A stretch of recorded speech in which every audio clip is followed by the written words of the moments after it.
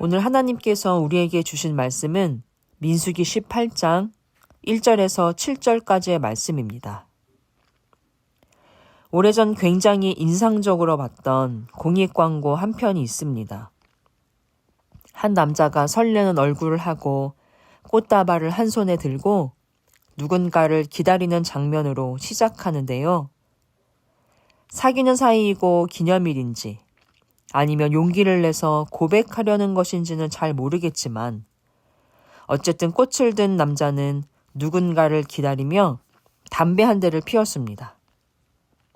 드디어 여자가 등장하고 남자는 그녀가 기뻐할 것을 예상하며 꽃다발을 짠 하고 내밀었지만 여자는 오만상을 쓰고 코를 막으며 남자를 째려봤고 화면엔 이런 문구가 뜹니다. 사랑이란 상대가 좋아하는 걸 해주는 게 아니라 싫어하는 걸 안 하는 겁니다. 담배 냄새가 질색인 여자는 남자가 다가올 때 그의 손에 들린 꽃은 눈에 들어오지도 않고 역한 담배 냄새가 훨씬 강력하게 느껴졌겠죠. 그녀를 사랑한다면 매일 꽃을 사주는 것보다 당장 담배를 끊는 게 더 큰 사랑의 표현입니다. 이런 교훈을 주는 공익광고였습니다. 누군가를 좋아할 때 연애 하수들은 자기가 좋은 대로 막 밀어붙입니다. 상대의 취향은 생각도 안 하고 자기가 좋아하는 걸 막 해주려고 하죠. 그러면 이어지기가 힘들겠죠. 관계의 경험이 조금 쌓이면 이제 상대의 취향을 먼저 살필 줄 알게 됩니다.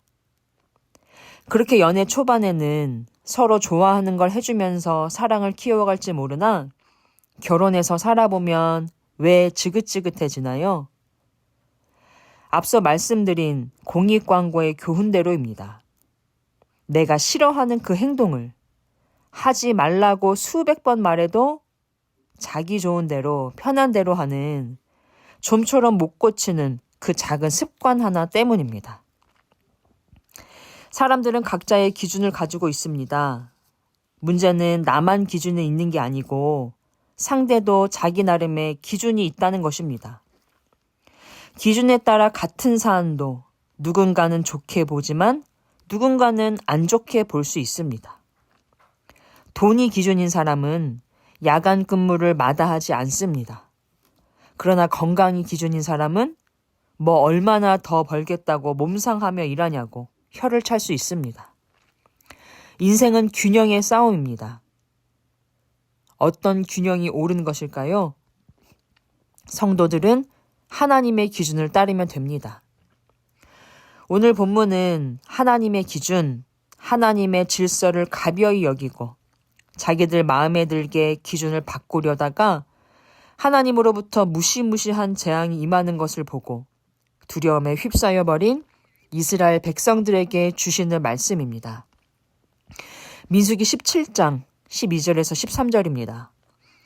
이스라엘 자손이 모세에게 말하여 이르되 보소서 우리는 죽게 되었나이다. 망하게 되었나이다. 다 망하게 되었나이다. 가까이 나아가는 자, 곧 여호와의 성막에 가까이 나아가는 자마다 다 죽사오니 우리가 다 망하여야 하리이까.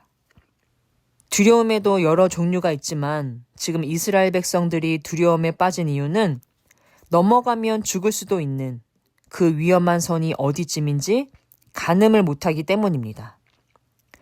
고라 자손들이 왜 땅으로 꺼졌나요? 하나님께서 제사장은 어디까지, 레위인은 어디까지, 이스라엘 회중은 어디까지, 각각 하나님께 어디까지 가까이 나아올 수 있는지 기준을 정해 주셨는데 그 선을 넘었기 때문입니다.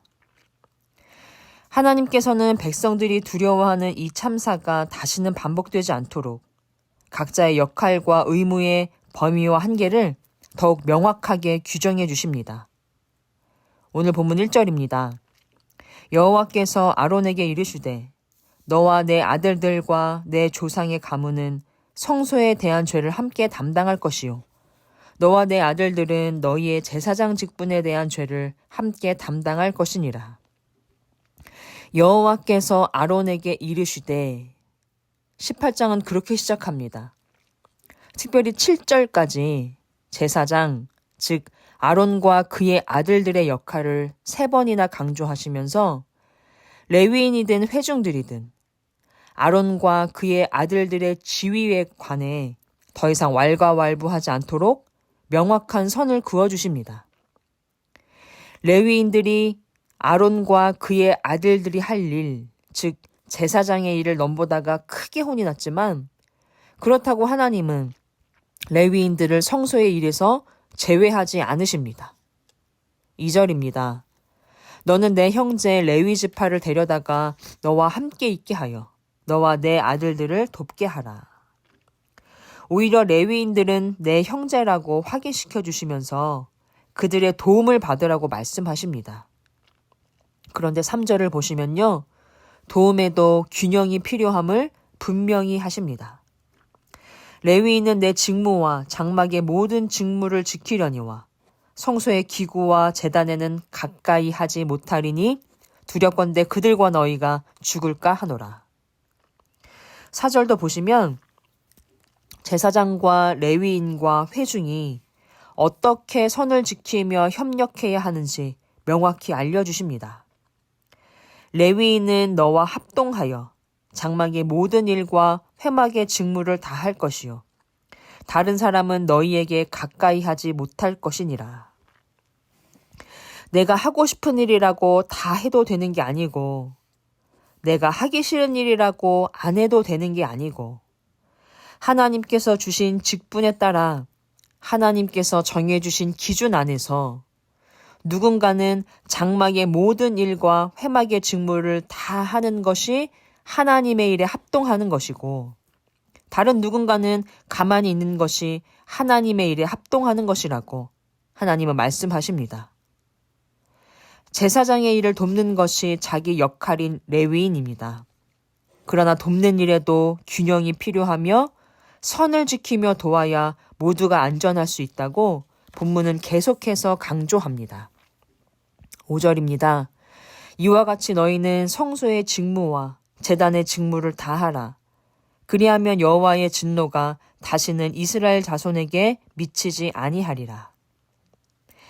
땅이 백성들을 집어삼키거나 성소의 불이 백성들을 태워버리는 여호와의 진노로부터 백성들을 안전하게 지키려면 제사장과 레위인이 각자의 직분에 따른 직무의 범위와 한계를 명확히 알고 수행해야 한다는 말씀입니다.